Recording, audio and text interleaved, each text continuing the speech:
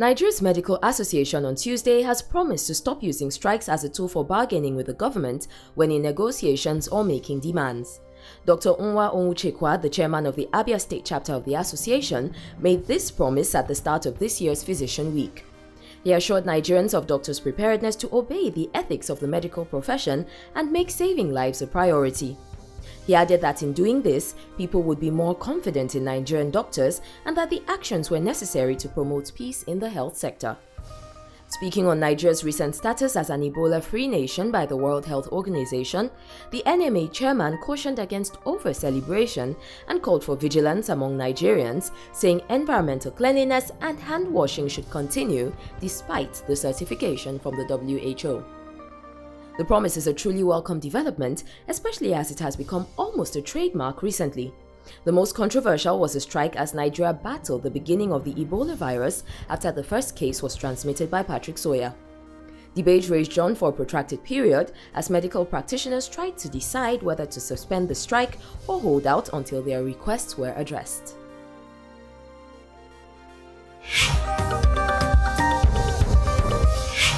Still on doctors, a brave man from the Democratic Republic of Congo, Denis Mukwege, has become the recipient of the Sakharov Prize, Europe's top human rights prize. He won for helping thousands of victims of sexual violence in his country. The Sakharov Prize, which comes with a whopping 50,000 euros prize money, was awarded to the 59-year-old hero gynecologist who set up a hospital in 1999 to treat female victims of horrible sexual violence. Dr. Mukwege survived an assassination attempt a few years ago after condemning the persistent use of sexual violence in DR Congo by forces fighting for control of the country's wealth. The Sakharov Prize is named after the famous Soviet scientist Andrei Sakharov and is awarded each year to encourage and promote democracy and human rights throughout the world. Past recipients include the late Nelson Mandela and child education activist Malala Yousafzai.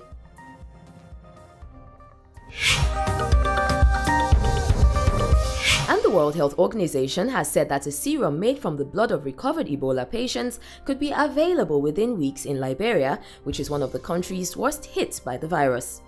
The statement was made by Dr. Marie-Paul Kearney, speaking on behalf of WHO in Geneva.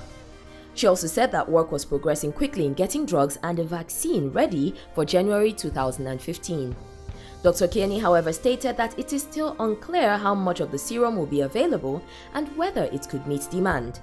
She said the idea behind the serum is, if a person has successfully fought off the infection, it means their body has learned how to combat the virus and they will have antibodies in their blood that can attack Ebola. Doctors can then take a sample of the blood and turn it into serum by removing the red blood cells but keeping the important antibodies. The resulting compound can then be used to treat other patients.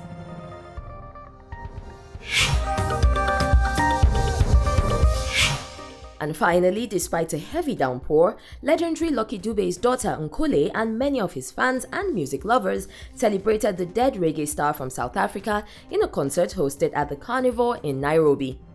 The concert was a tribute to Lucky Dube, who was shot dead in a carjacking incident in Johannesburg, South Africa on the 18th of October 2007.